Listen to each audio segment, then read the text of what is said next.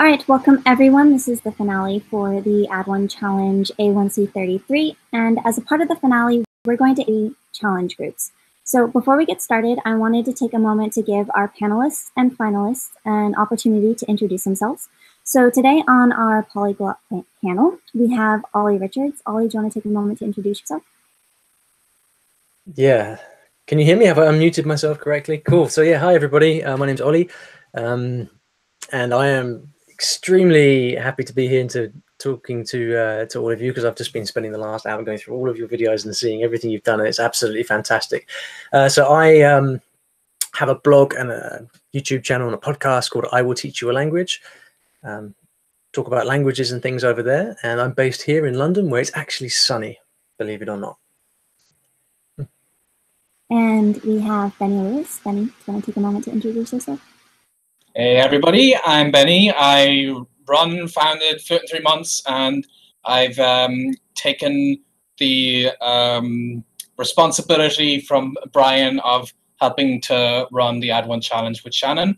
And I have just come from a lovely trip through Europe, practicing a few of the languages you guys have been learning. And I've also had the chance to check out all your videos, and I'm very impressed. You guys have been doing an amazing job. And I can't wait to have a bit of a conversation with you all today.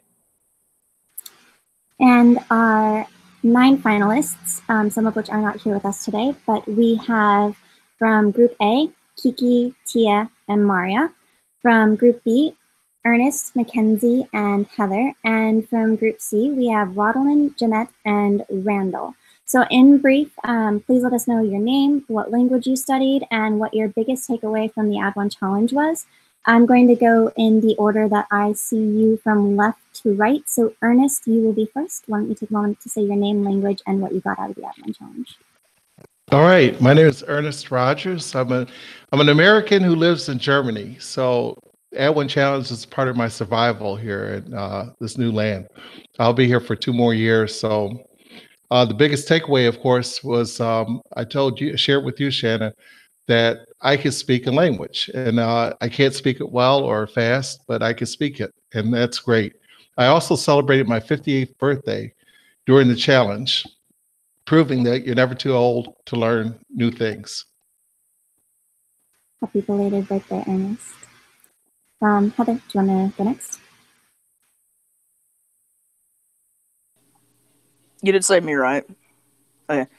I'm Heather Snodgrass. I'm also an American, unfortunately living in America right now, but we won't talk about that.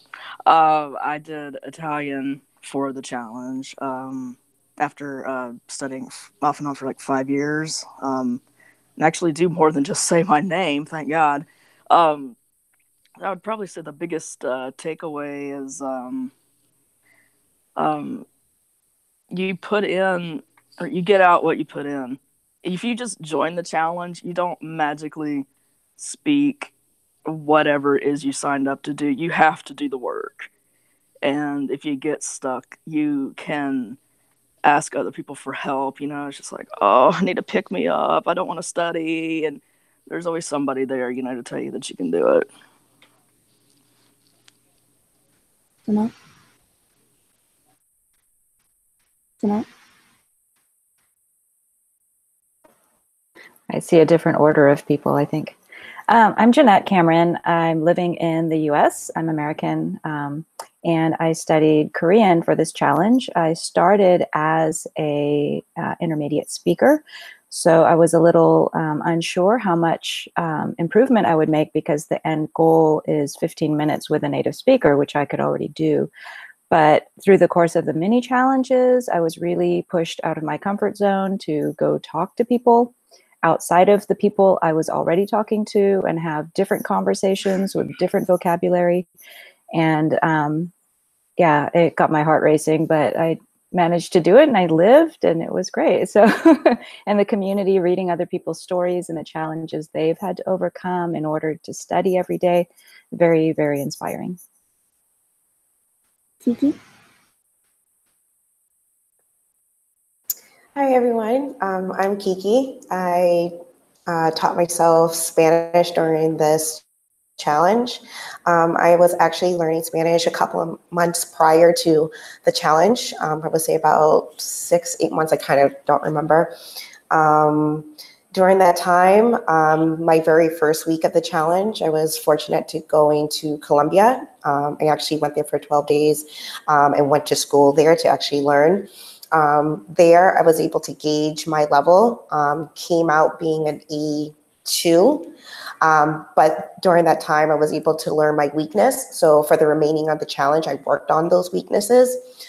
So one of the things that I took away from this challenge was I'm actually really thankful that I went through all the ups and downs of learning the language. There was definitely moments where I literally could not keep the motivation up. However, there was definitely people in my group. The mastermind group was really great for me. And also the water, I forgot what the channel's called, the water cooler area was really helpful as well. The main reason why I'm learning is because I'm teaching my daughter, who is currently 4 years old. She is starting her school, kindergarten, in September. And the school is bilingual. So this was really important for me to understand the language so I can be there for my daughter during the next 8 years of her learning the language. Thank you. Mackenzie? My name is Mackenzie. I studied Italian for this challenge, and it's very difficult for me to pick one lesson learned from the Add1Challenge. I learned so much, and a lot of it was reflected in what was already said by everyone else. But I also really learned to conquer my fears, plural. There were a lot of them about language learning. It seems like such an impossible mountain to climb, and it's terrifying, like Jeanette said, to talk to strangers in this language that you're not fluent in and to make mistakes because no one wants to be wrong constantly.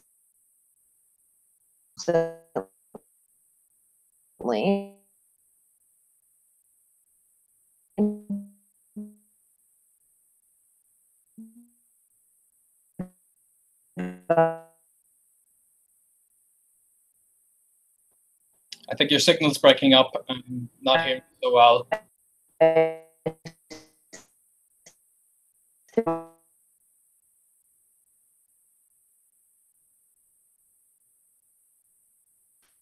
It seems like we lost you briefly, Mackenzie.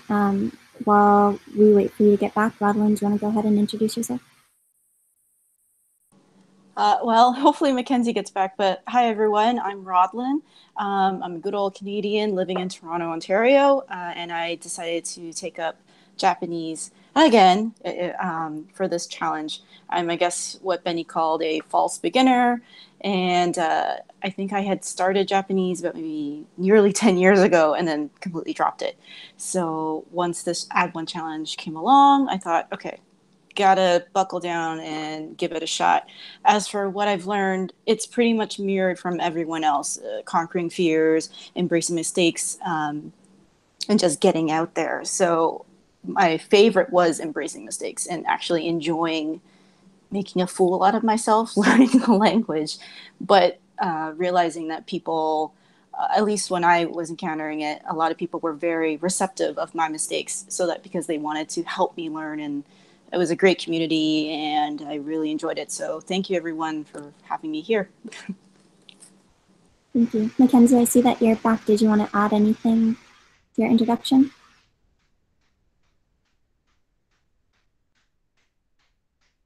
Okay, it seems her microphone is not working. We'll wait for her to rejoin us.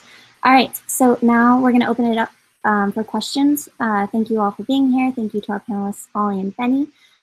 So if you guys have any questions for Benny and for Olly, feel free to jump in with the questions. So if any of you wants to go first.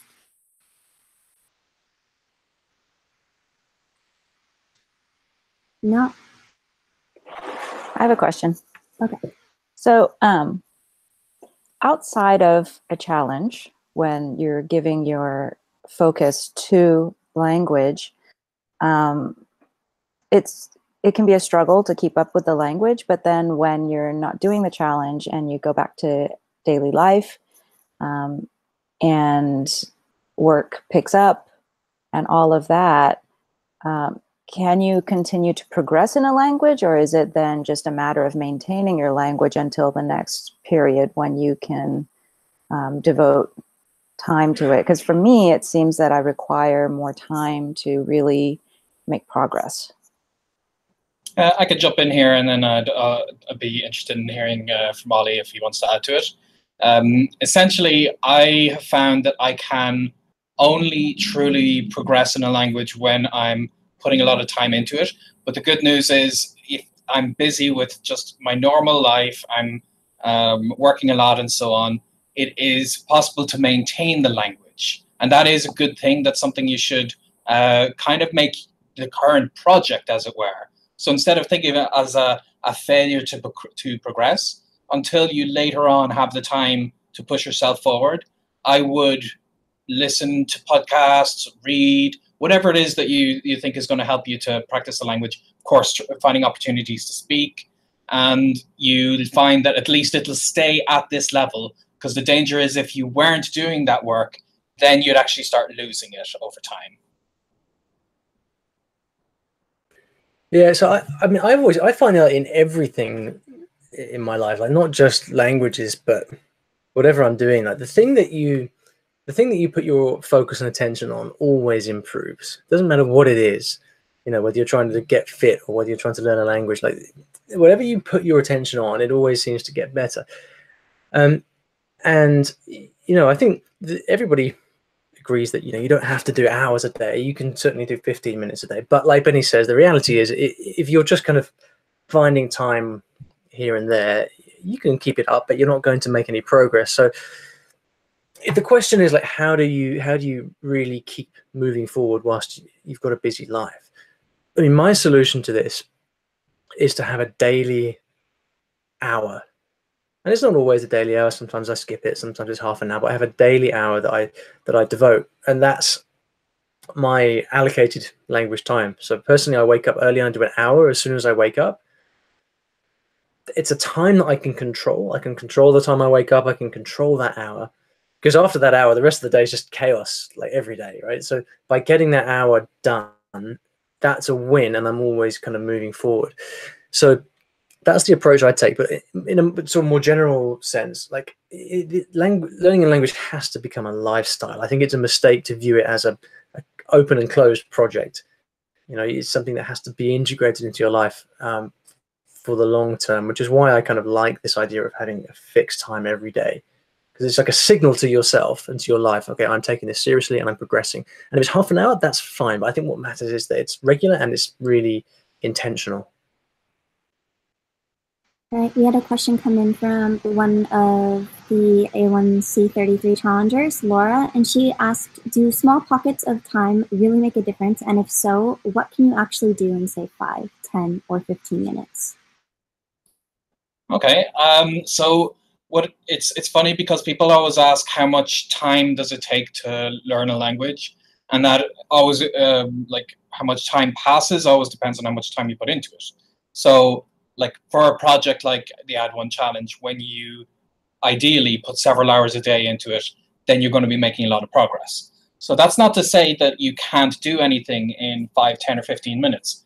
But I think that that when it comes to especially something that involves improving a skill, you have a certain buffer zone that you need to adjust to getting into that mental zone. So for me personally, if I just had 5, 10, or 15 minutes, I mean, maybe I could learn a couple of words. You can definitely do something. But in terms of making true best use out of my time, I would need at least a half hour, because 5 or 10 minutes for me are just adjusting and switching my brain from one mode to another. So I would always tell people to try to do at least a half hour. And the more you do, it's not just scaling in terms of if you do an hour, it's not that it's twice as good as a half hour. It's actually more than twice as good, because then you don't have the time wasted in adjusting to being in language learning mode. You know, on Amazon, sometimes you go and you try and buy something and you can't because it's an add-on item. You guys, I don't know if you have that over there, but that happens to me all the time. And I kind of see these pockets of like 5, 10, 15 minutes of dead time during the day as an add-on item to your learning, which is to say that if you've got your hour of like focus time that you're doing every morning, that's your core, right? And then on top of that, there's lots of useful things you can do in your 5-10 minute gap. So like right now, for example, I'm in the middle of learning Italian, and there's 2 things in particular that I do in these 5-10 minute breaks that I've got. Number one is flashcards. So I take I'm very selective with my flashcards. I just take really important, useful words and phrases, and I kind of hammer through those for 5-10 minutes, and it just helps to, ram them in. And then the second thing is short podcasts. If you often have like a 6 or 7 minute bus journey from where I live, and I'll listen to an episode of Italiano Automatico or something like that whilst I'm on the bus, and that's cool. And that as that time adds up over the course of the day, it really does add up. But like Benny says, I think you've got to have one kind of core time where you're able to sit down and focus, because that's where the learning really is, when you can move yourself forward, I think. Ernest, you had a question? Did you want me to read it? Yes, please. Sure. So how much of a difference, and Olly, this is the one I learned kind of from you through the challenge, because I didn't know about you. I knew about Shannon and Benny, but I learned about some of your methods through the challenge. But how much of a difference does it make to read the transcript of an audio file while you're listening versus just listening to the podcast or film or whatever by itself? Okay, I'll jump in real quick before. Definitely curious to hear what Olly has to say on this. But I think it depends on your learning style. I know some people do have more of a visual learning style. It's not necessarily that people are putting categories, but you just might happen to have a preference. So in my case, I find that I'm actually not as good at just hearing what the word is. I kind of need to see it written down to truly commit it to memory. There are some people who are actually better at hearing things and committing it to memory very quickly. And so it may actually be a distraction in that case to get the transcript. But for me personally, I know for a fact that when I was learning Spanish, I struggled a lot when I would hear people speak, and I really had difficulty deciphering what they were saying. But when I started watching Los Simpsons in Spanish, and I had subtitles to associate with the sounds, it helped me a ton to actually see what does this machine gun of noise actually look like in written form, and I could make that association. So it depends, and I would say in your case, if you have an option to check out the transcript, especially in the beginner levels, you should really try to take advantage of that, because just associating the sound with the written form is a skill in itself that beginners need to kind of work through. What do you think, Olly? Yeah, I mean, I think certainly in the early stages, I would, assuming you've got the material, and it's a big assumption because often actually finding the material with the transcript is a hard thing, but assuming you've got it, I would do everything listening and reading at the same time, because often, like Benny was saying, you've got this, just feels like a torrent of sounds, and you can't pass apart the sounds. You hear this, and then you don't know that it's actually this, like 5 separate words. And when you can see what you hear, then what that allows you to do is to actually read along with the detail, because language changes when it's spoken. When you join 2 words together, the pronunciation can change. It's called assimilation. And you don't necessarily know that by just listening. So when you're able to see it, it just gives your brain so many more data points from which you can learn. The other side of it is that, generally, the more senses you bring to bear, the more memorable stuff is. So if you can, see something, hear something, touch it, smell it, it's much more memorable, right? So it just gives you much more stuff to remember. But again, often the problem is that you can't find that material. So if it's you know, just what I often find myself doing is actually going and just listening, simply because I found some material I really like, which doesn't come with the transcript. So, you know, but at beginner levels, especially if you use something, software like Link or something like that, you've got like hundreds and hundreds of things right there for you with audio and text, and you can really spend a lot of time. Best thing though is just try it for yourself. So do it every day for a few weeks and try to notice if it gets easier. I noticed that we had another challenger just join us, and I wanted to give her a moment to introduce herself. Tia, do you want to tell us a little bit about yourself, what language you were learning, and what your biggest takeaway from the challenge was?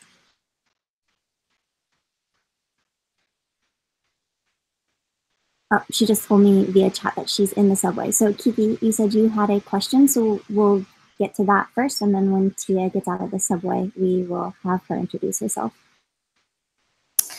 Yeah, I was wondering if you can, between Benny, Ollie, and even Shannon, your advice in regards to transitioning between a control environment and actually speaking with people in a very busy area.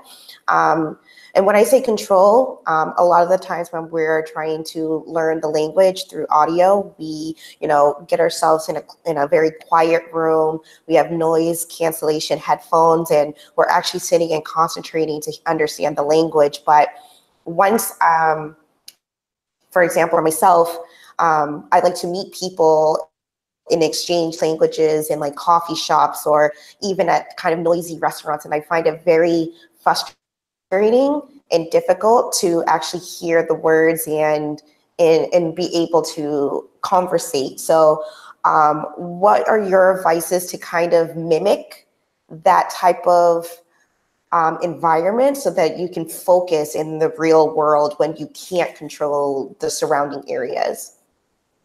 Yeah, let me see if I can give you some pointers that have worked for me. Essentially, whenever I start as a beginner and I start to feel confident because I can understand the slowly spoken audio, or if I Skype the teacher who speaks very basic level language to me, then in that case I always find it easy. But then if I turn on the news, Tia, would you mind muting your microphone when you have a second? When I turn on the news, it's impossible. It's impossible to comprehend anything they're saying. And I think the problem there is there's almost like a quantum leap that you have to do between this easy, quiet, very, like you said, controlled environment versus the real world. And what helps you to get from here to here is some form of transition between them. So for instance, one problem that we tend to have as learners is listening comprehension. Like, you might be able to speak the language more or less yourself, but when people speak it back to you, you struggle with that. And I've improved that myself using the kind of podcast like from Innovative Language, their series of podcasts, because it separates them into the European Common Framework. So I would just push myself from A1 to A2, A2 to B1 as I get more and more ready for that. And then everything else, you can add in all of this other, as it were, interference. Like one thing I've done with one of my teachers to get used to people speaking quickly, instead of me just going out to a social event, is the teacher will actually play a YouTube video for me that's only 1 minute long of people talking very quickly between one another. And then we'll try to break that 1 minute down, and we'll try to see if I can decipher what they're saying. Like, two people might be speaking at the same time, and that makes it like 1,000 times harder. But it's still kind of controlled. It's definitely the real version of the language, but it's just a little snippet, and then me and my teacher can very slowly go through that. And then maybe later I will go to a social event, but it might be a social event for language learners. So in that case, other people there are going to be speaking slower. I'm still going to have the noise of the bar and all these distractions, but at least it's not going to be super complex. Because one thing that can be very intimidating is if you go from your basic lessons that you start to feel you're making progress in, and you go to a social event with multiple native speakers speaking very quickly, you're going to feel like, oh no, I'm never going to be able to learn this language. this is way too hard, I don't know any of it. And that's an unfair comparison. So I think easing yourself in, like you could still do it in a controlled way, but try to control some of the things piece by piece. You add a little bit of noise, you add another speaker, you add a little bit of speed. Some of these things you can even do like with your current materials, like you can change the speed of the podcast you're listening to or the YouTube videos. You click the little gear icon, you can increase or decrease the speed. So there are lots of things you can do to eventually get yourself to what is then a controlled version of the real situation, and you're almost as good as ready to just go out and do that. Yeah, it's really tough because those situations that you're describing, Kiki, I mean, they like what those situations represent is like the end of the road in a way. Like, you know, so when you've really succeeded, and whatever the end of the road is, but like it's like the ultimate goal wherever you're headed, right? That's when we say in our mind, like, oh, when I'm fluent, I'll be able to do that. But just like Benny said, there's this huge quantum leap that you've got to get through. And you know, when you put yourself in those situations, it's you know, you're asking yourself to do something that's not really possible because you haven't done enough yet. You know, it takes it takes years and years to really be able to do that. I don't really think there's much you can do to sort of much you can do in the way of deliberate study to prepare yourself, because all the different factors are coming in. You've got noise interfering. You've got people that you meet from, you don't know what their background is. You know, they're speaking Spanish from Spain or from Argentina. All this like different slang. They're speaking quick. Like there's all, the entirety of learning a language is just like thrown into play right there. And that's really hard to deal with. The only way you get there is over a lot of time. So, I mean, I think it can be like, if you find it motivating to go to those events, that's cool. I mean, I do. I like that sort of thing. But I think the mentality to have is to say to yourself, all right, whatever happens in these events happens. Like if I can learn something, that's great. If I can make friends, that's great. But whatever happens tomorrow morning, I'm back to my study plan. I'm following my plan. I'm moving forward, and I'm doing what I can do, what I can control, you know. And then in order to get there to this kind of, you know, the end of the road, as it were, it's just a question of lots and lots and lots of listening over months and years. But, you know, try to focus on what you can control and be aware that if you do put yourself in those situations, you know, it would be amazing if you could get through it. You know, that would be crazy if it was no problem for you. All right, Tia, are you here and able to introduce yourself? Hi, can you hear me? Yes. And can you see me, maybe? Yes. Sorry about the microphone earlier, and sorry about being late. And about being outside, I hope the wind isn't too bad. I was in a bit of a difficult place. I'm on the road, but I wanted to check in at least for a while. I hope I won't fall offline too soon. I think I might be running out of battery also. But we'll see. Yeah, so I'm Tia, and I was learning Estonian in this Add1Challenge. I'm from Finland, so for me, Estonian is language quite similar to my native language, which was actually a new experience for me to learn a language like that. Was there another question? What I got out of this challenge, or? Yeah. Yeah. Okay, so for me, the challenge didn't really go as well as I expected, because some other stuff started happening in my life pretty soon after the challenge started. Some unexpected stuff. Well, you can say that happens to everyone always, and you just need to stick to the plan and keep trying, and you'll manage to fit in the languages if you like. But for me, I think the biggest lesson during this challenge was that actually sometimes you do need to give in to life getting in the way, and that doesn't mean you failed. It was actually a really big thing for me because I'm kind of goal-oriented, always making straight plans and trying to stick to my routines and tracking my progress and all that. For me, just learning to listen to myself and listen to the times when I just could not.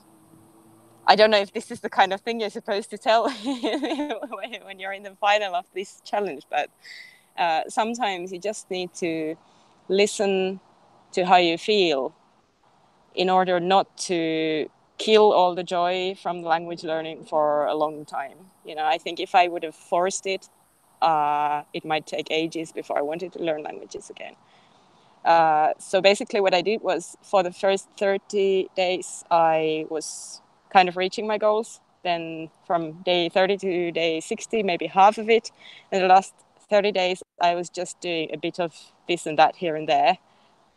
And what actually happened is that I learned quite a lot. And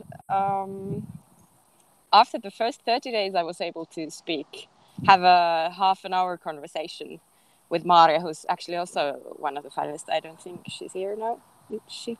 Anyhow, who is Estonian. And I also did the final video with her, and I was just astounded by how easy it felt to speak.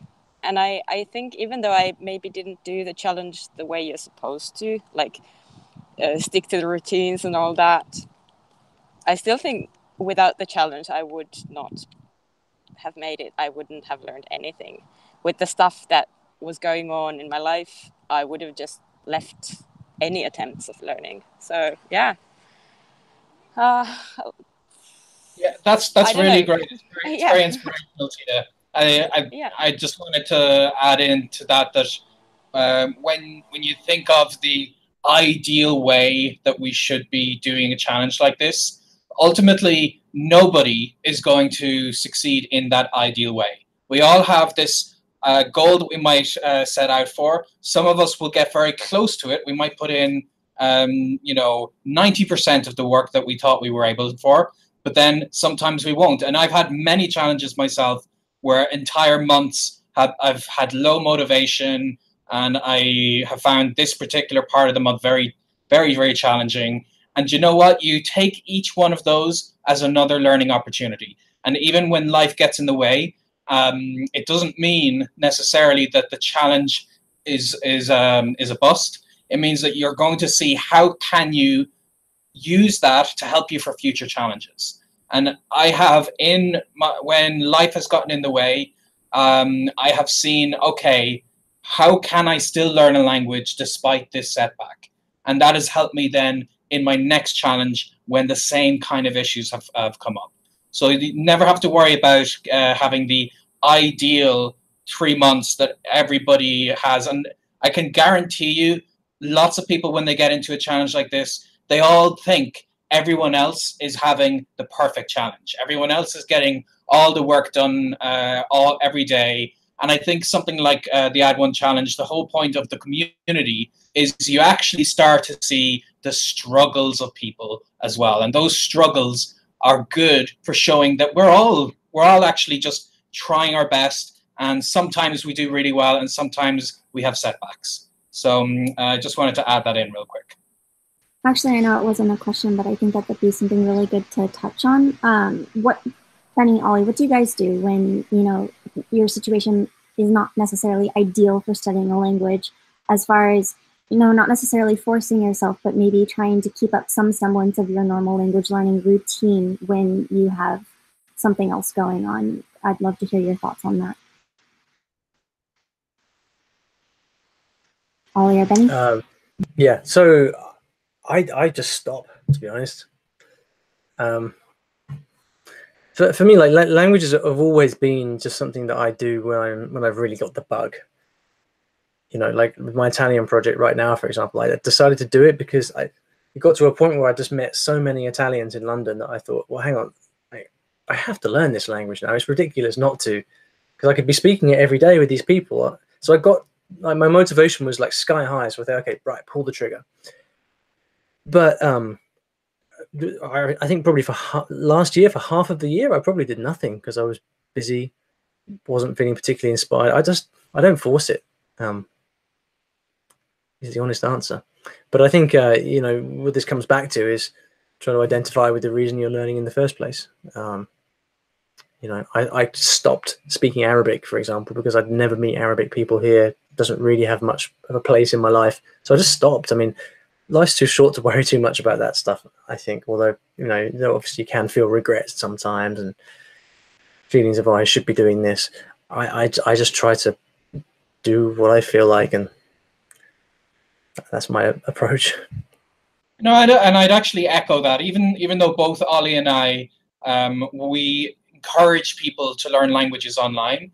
Ultimately, I'm the same as Ollie when it comes to something like this. That over the last couple of years, I've had extremely busy periods, and it has made my life a lot less stressful if I have just accepted that I'm not in language learning mode right now. And that's actually made it so that when I am back in language learning mode, it means something. I'm actually truly making a project out of it. Whereas if I decide I'm going to be like maybe 10% in language learning mode, it's actually like it's going to make a difference, but it's also going to influence how much passion I'm going to have for something.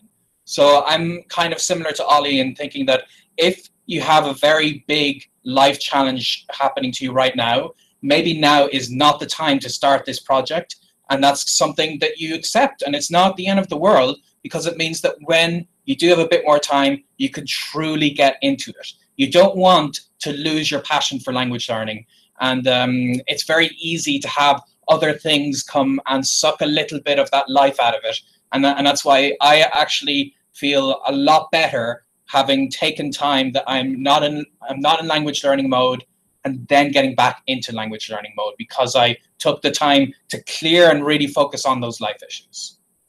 Yeah, just a quick follow up on that. I mean, also I've done the Add1Challenge before as a participant many years ago, but I mean, I remember clearly what it's like. I mean, the power of the Add1Challenge is that it pushes you beyond out of your comfort zone, gives you the experience of studying more than you're probably used to, and that's a fantastic you know, experience to have. But at the same time, it also kind of pushes you a little bit. If you spend too long outside your comfort zone, yeah, you'll grow, but you'll also feel like maybe too much pressure to carry on. So I think the mentality really is to don't think that the level that you're at during the Add1Challenge has to carry on for the rest of your life. Like, take what you've learned and then find that middle ground that works for you. I think that's really important. Okay, we have time for a couple more questions. Does anyone want to jump in?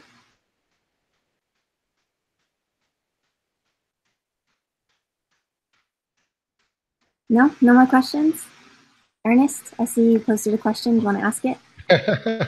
So, the Add1Challenge format, I think I could apply to other areas of my life. Do you think it's useful for doing things like learning a new instrument, musical instrument, running a marathon? I guess you could come up with learning to juggle, different things. Would the Add1Challenge format apply to those areas as well? Absolutely. I think that a lot of what the format of the Add1Challenge contains is essentially a great way of supporting learning in general, or learning skills. A lot of it can be put in parallel.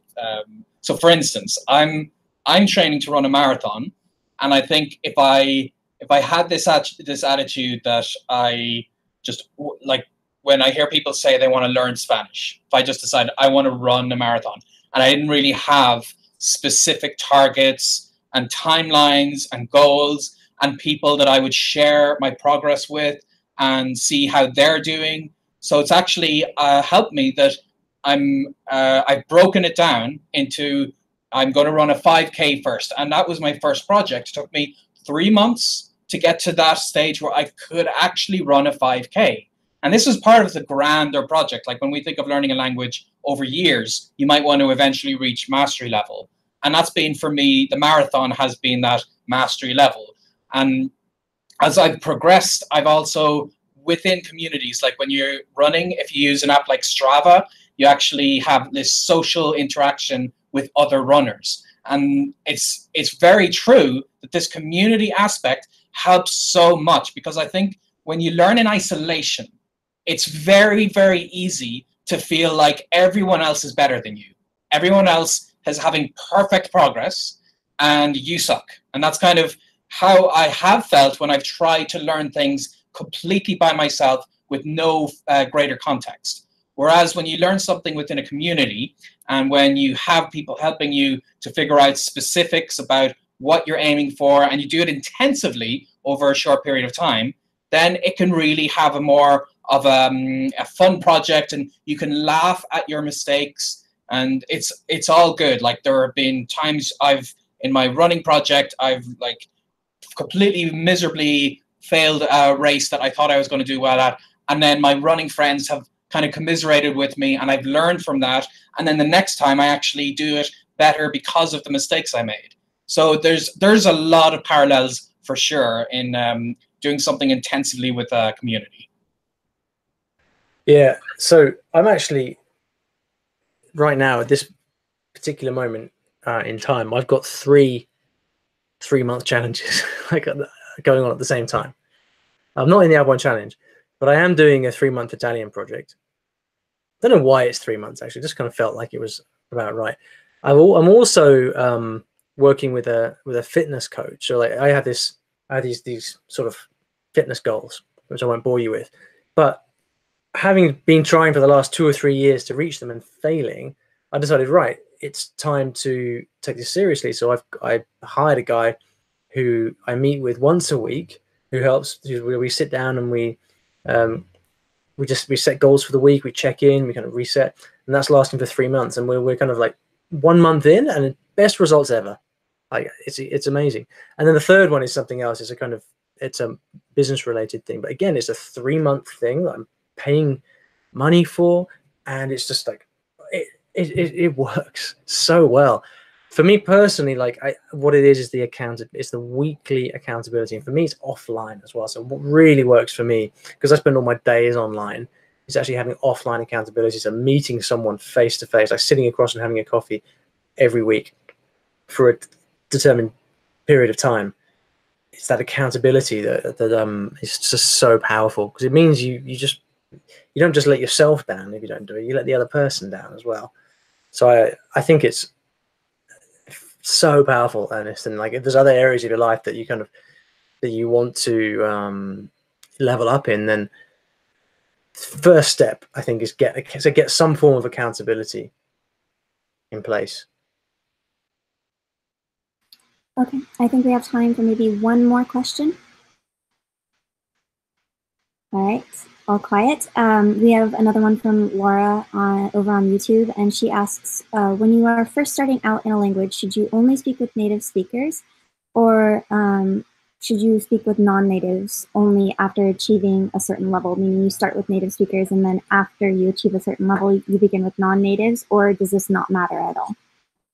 Yeah, that's a great question. I think you'll definitely get varied answers from people on this, and I'm personally on the side that I really like to take advantage of non-native speakers. So in my own case, the first language I tried to learn, Spanish, I was struggling a lot with it because native speakers spoke so quickly. They used such complex language and expressions, and it was really intimidating. But then I started hanging out with the Erasmus students in Spain. So these were Germans, French, Italians, Brazilians speaking Spanish. And they made mistakes. They didn't use very complicated phrases. But what they did do is they spoke simply and slowly, and I was able to participate in those conversations. Now, obviously, that only works to a certain point, because I may be learning the mistakes that they're speaking as part of my own Spanish. But what it has been useful for is practice. This is especially true if you're learning a language that you don't have a lot of access to. Whenever someone tells me that they want to learn Irish and there's just so few native speakers around, sometimes I actually tell them that it might be easier than they think to find other learners and using those people for practice. And that's kind of important, just to get your own practice out. It's this, in the whole input versus output mentality, this is the output part of it, even if the input is not necessarily as useful, because they may not be speaking as well as, or they may be making mistakes. And that's okay. You accept that you're not necessarily taking so much feedback from what they're saying unless they know something about what you said that they can help with, but you are getting practice. And this has helped me a ton to get, I would say, not necessarily to speak to non-natives after you've achieved a certain level. I would do the opposite. I would speak to non-natives at the start as much as possible, getting more practice and speaking to other people you can relate to because they're also struggling. And then later on, as you get more and more confident, then you should be speaking to natives as much as possible. Yeah, it's not something I've thought a great deal about. I mean, you can certainly learn a lot from non-native speakers, because non-native speakers, because they're not native speakers, they've learned it as well. They tend to kind of overuse certain words and phrases, which for you as a learner, it can be really useful because you can see, okay, that guy is saying this expression all the time, so that must be useful. You can kind of piggyback on their learning. I don't know. I mean, if it's a choice between a native speaker and a non-native, I don't know. I just don't think it matters that much. But you want to be speaking with people who got a fairly good command of the language, I think. But I wouldn't make any decisions on the basis of people being native speaker or non-native speaker. I said, most important thing is, find someone you like to practice with them, and keep on keeping on. All right, we're going to announce the winners in just a moment, but before we do, Benny, Olly, do you have any final words of encouragement for our Add1 challengers?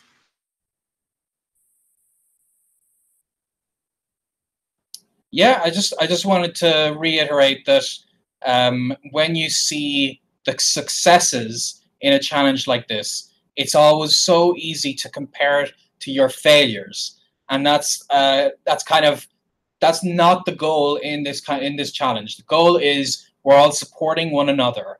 We're all sharing that we're human, we make mistakes, and we have lots of failures. And you just got to laugh at your setbacks, and that's the way to kind of be able to get through them, because you cannot have success without failure. So I would tell everybody that, to make sure that you are embracing the fact that the challenge is not a perfect path to perfection. You are going to stumble and fall, and that's okay, because everybody does. Yeah. Embrace the mistakes. Don't put too much pressure on yourself, but at the same time, approach it as a lifestyle. I think, remember, like, if you want to get good at this language, it's got to be part of your daily experience. So try to find a way to keep it ticking along every day. All right, I just want to say that it's been an absolute pleasure getting to learn alongside every single one of you. I've really enjoyed getting to see your progress and, seeing what you've done with the languages that you're learning. So we're going to go ahead and announce the winners. Each of the winners is going to get $250 in italki credits, and they'll also get admission to their next Add1 challenge. So without any further ado, the winner of Group A is Tia. Tia, you are our winner for Group A. Do you want to take a moment? I don't think I can speak too much because I'm on the subway again, but oh my god, thank you. Wow, I'm honored. It means a lot because it was really a tough 3 months for me, and I can't believe I made it to the end. Wow. Yeah, we were really inspired by the fact that you went forward and you dealt with those challenges. And this is exactly why when you joined us, it's why I was saying that is what the Add1 challenge is. It's not that you were doing it wrong because life was getting in the way. Life always gets in the way. The point is, do you keep at the challenge as best as you can? So we're very impressed by how you did that. Thank you. It means a lot. All right, and our winner for Group 2, or Group B, is Mackenzie. You are our winner for Group B. Do you want to say how you feel about winning the challenge?